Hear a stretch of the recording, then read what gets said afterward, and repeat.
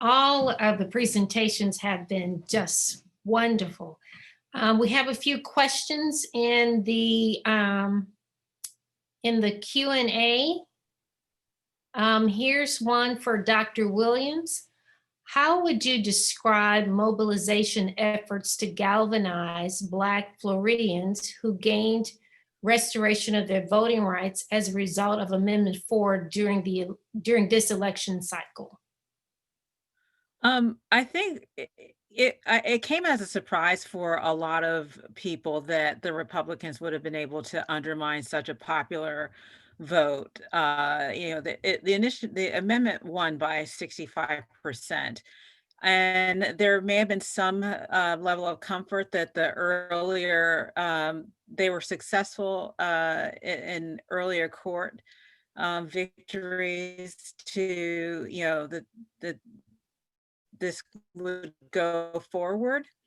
And it wasn't until maybe earlier this September that people really thought, this would be a real problem when they had such a rush to um, find the funds to pay for these fines and fees.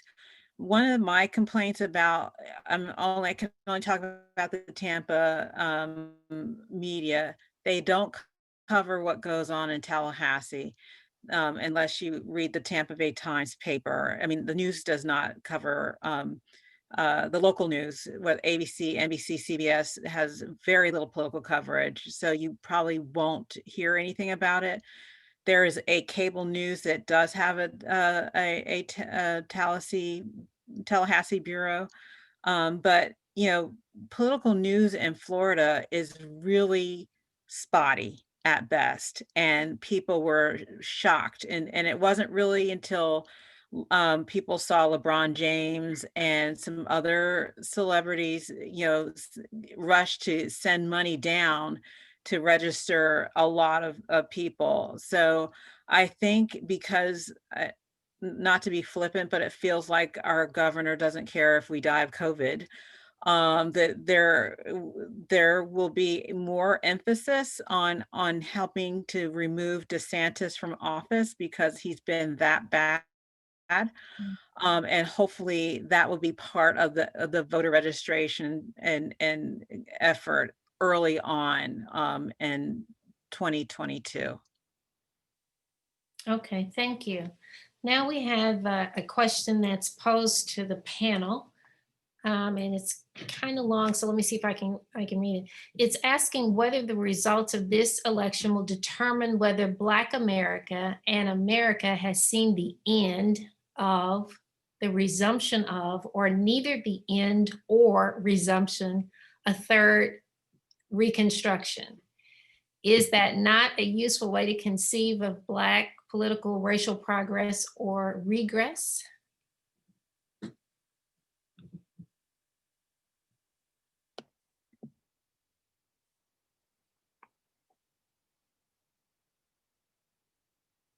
Nobody? I know it's a lot there. It's a lot there. Well, let me tackle, I guess, an interpretation of what I think that was Brother Shaw who put that in there. It was a lot of hills and valleys in that question, but I would say that when we think about Black America as well as America, I look at this time period as in great part a reflection of about 100 years ago when we talk about having outright racist in the White House, when we talk about a resurgence at a time of white supremacist groups, when we talk about a global pandemic, all of these different things. And a lot of times when I would be talking about these things with students, as well as just thinking about it for my own good, I would be very appreciative of our ancestors who went through that period. Because they had to make it through that period for us to get to the periods that are talked about so much. They had to make it through the teens and 20s and bloody summer and so many different things for us to make it to the 40s, opening the door for the 50s and 60s, where we really put a lot of emphasis. So with that being said, for certain version of, white supremacist America. We're seeing some last throws because things are starting to shift. But the problem is sometimes when people talk about the last throws of something, they think about it in terms of a few minutes, a few months, a couple years, and they forget that we might be in this for a few decades. And that, I hate to say it, but it may be our children or our children's children who are really reaping the full-on benefits of what we're going through at this moment, that it may extend longer than we'd like it to extend. That doesn't mean that we don't keep pushing the envelope. That doesn't mean that we give up. That doesn't mean that we don't keep fighting for something new. Not for some change, but for something new, some real transformation. But just that we gird ourselves for the fact that this could be the beginning of a longer time. Because even if you have, let's say, a Biden victory, let's say that you do have a blue wave, that doesn't mean that the forces that brought Trump and so many to the forefront are gone. So we just have to remember that both on a national level as well as locally. So I'm not sure how much of Todd's question I asked, but that was the feeling I got from the hills and valleys. So that's what I got for you, Todd. Yeah, we have to now be prepared for the next phase of this. And uh, what I mean by that is we're in a period when we can engage in some very meaningful coalition politics, working with other groups where we have a similar interests, and making sure that we advance things in terms of economic justice and environmental justice and all those kinds of things. But at the same time, we always have to remember the inevitable backlash, and we know it's coming. And we have to be strategic as to how we prepare for it. And you do see some signs of that in terms of the coalition politics as well as preparing for the next stage. I'm sure most of us were dizzied by how quick a lot of folk embraced this, the Black Lives Matter idea. I mean, my neighbors have a Black Lives Matter sign in their yard, and but I think there will be a backlash. Trumpism is just a symptom of much of what is going on in our country, and we just have to work together. We have to work within ourselves, but we also have to work together with other groups that have similar interests and similar concerns. And if I could jump in also, I have to say one of the things that I'm going to be looking at are the never Trumpers who found Jesus in this cycle, and I'm glad they said that they're wrong. But they put a lot of these people in office who are engaged in voting suppression. And I hope, and after the election, I did talk to Stuart Stevens, and I want to talk to him again after the election and say, you just wrote a book talking about what you all did to win.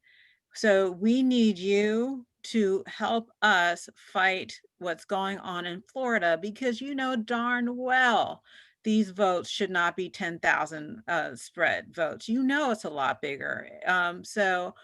That is, I hope that people put pressure on the Lincoln Project and the Republicans against Trump, who, thank goodness they've gotten involved, because I think that's what we have a fighting chance, because a lot of them have, but they got to work in some other ways with our coalitions long term.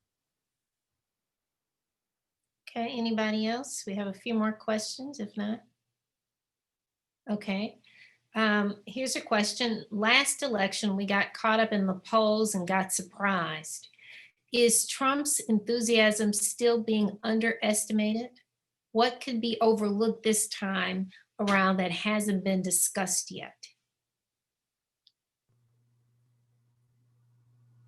I was just looking at CNN yesterday, and they have the Trafalgar poll, and that is the only national poll that's predicting that Trump will win.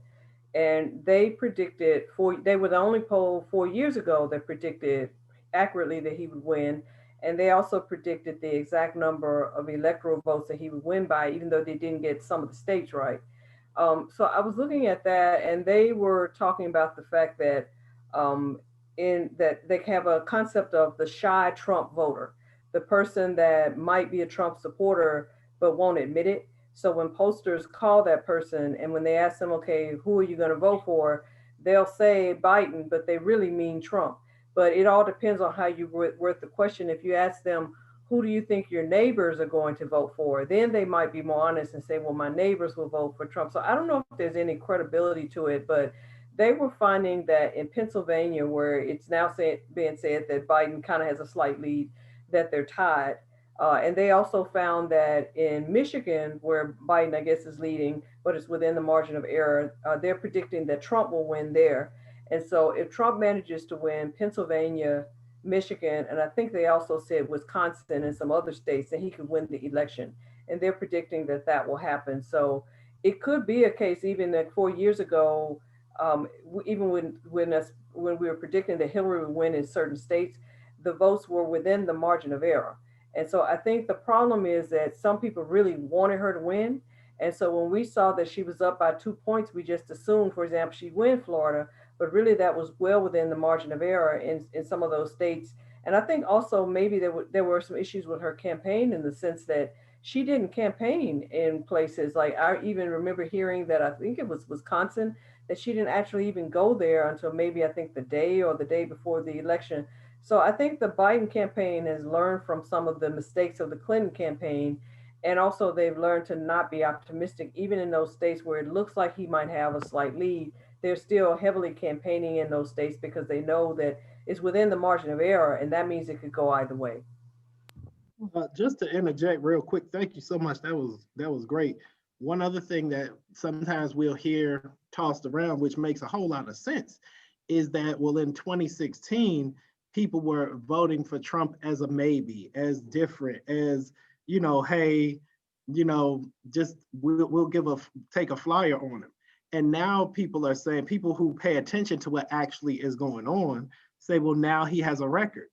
But the thing that sometimes we forget when we talk about who's paying attention, people who are paying attention to what's going on, is the fact that a lot of folks across the country have gone deeper and deeper down the rabbit hole when it comes to the misinformation campaigns of Fox News, the fact that OAN now exists and it didn't exist before, that you have a lot of different outlets where people have gotten even deeper into echo chambers. And the result of that we see is people really going against their own health interests in taking the masking as a political thing versus something that will save their lives and save the lives of others and things like that. So I just want folks to pay attention to the fact that it feels like there's enough people who have kind of sorted through the false narratives and everything to say, hey, this track record doesn't work for me. But there's also a significant amount of people who are living in, an alternate reality that we just have to remember, because those folks can register and go vote just like the folks who actually pay attention to what is happening. Here's a question that was just posted that follows along the same line. It says, if Trump wins re-election, do you anticipate there being changes in the Democratic Party?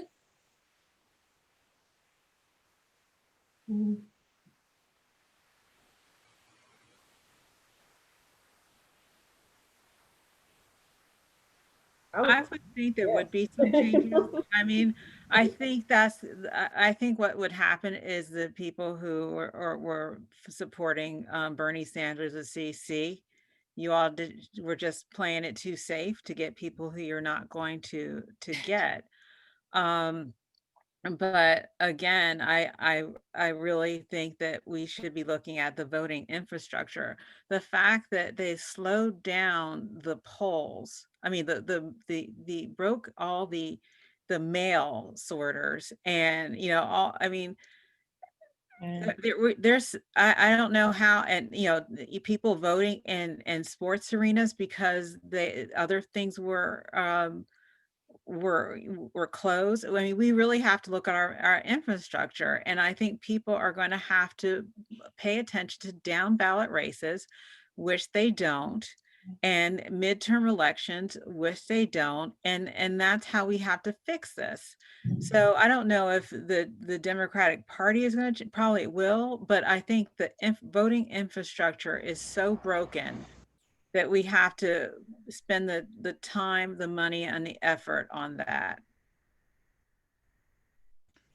I think too that we have to look seriously, and it's related to the previous comment, that we have to look seriously at a process that continues to generate elderly white men as the people who lead the ticket.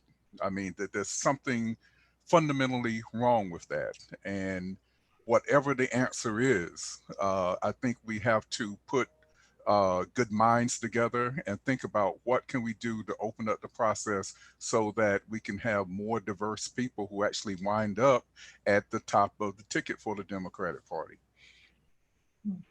Also, to add to what Dr. Hall said, if you look at the 2016 election, I think you're going to see a younger generation actually pushing for a leadership change. To add what Dr. Hall was saying, you saw it in 2016 with the Democratic Party adopting 80% of Bernie Sanders' platform.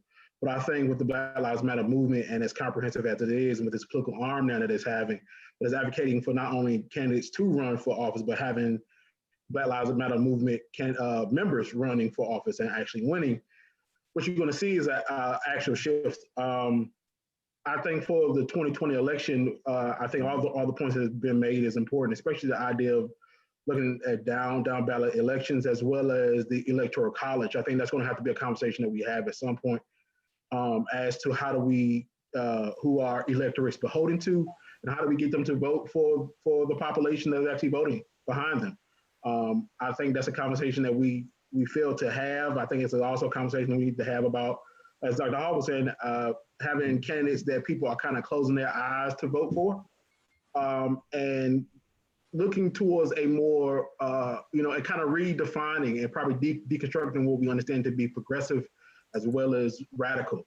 And how do we bridge protest and politics now? Because you have all this energy, you have all this push, but the point that Dr. Witt was making, even though you have this push on the left, you also have this push that's coming on the right. And there seem to be equalizing forces here. And the point is, how do we then stop the tyranny of the majority that has already been able to, as Marjorie Barnett argues, to be able to incubate the political system? And can we continue to use the same strategies? That's a question that has to be, we really have to open up at this point. Can we continue to use the same strategy when they are no longer working in order to get the outcomes that we're seeking? Thank you. So we have time for maybe one last comment from Dr. Mitchell Walthauser or Dr. Ori. Anything from the two of you? One thing that I failed to mention, and I put in the post section, was that we have an initiative on the ballot to get rid of our state electoral college system. So here in Mississippi, if you gain a majority of the vote, you also have to gain a majority of the House legislators. So that's something we have on the ballot. Another thing is, to give myself some hope with these negative blinders on to Mississippi. Again, that was a statewide initiative to try and fully fund Mississippi school. And that was a biracial coalition across the board, partisanship wise. And, there's some laws on the board, on the books right now, for example, felon disenfranchisement, and then the medical marijuana. So you have some progressives who are pushing some of these issues. It'll be interesting to see whether or not they pass, and then we can tell whether or not we're going to have these coalition building opportunities. Okay, any final words? So I was just going to say that I think it was Dr. Austin who was talking about, I guess, kind of outreach from political parties.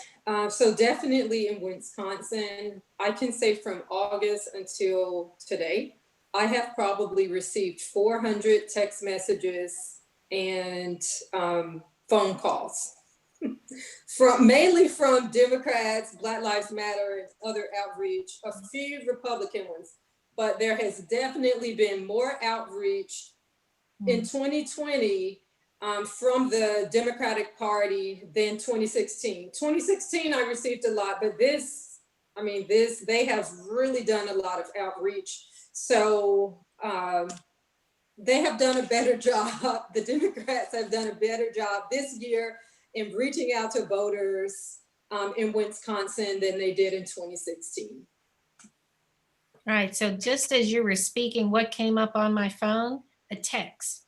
First time ever Democrats have a chance to win Texas because Joe Biden is tied with Donald Trump. Just got it on my just got it. Thank you so much, panelists. You have given us a lot to think about. Thank you, audience. Dr. Hall, you wanted to say? Yeah, I just want to say one more thing. I have to say this because as we're doing the work of civic engagement, it really leads to an indictment of the state of civic education in our country. And that's another thing we have to have a serious conversation about, because we see students when they come to our campuses and we get them involved, we as we used to say, drop knowledge on them or whatever you want to call it. But we need to work with our grade schools, our middle schools, our high schools, because we are generating people who become apolitical and don't have a sense as to what their role can and should be in a democracy. And we really need to have conversations about that also. Most definitely. Thank you for that. Thank you. I appreciate that.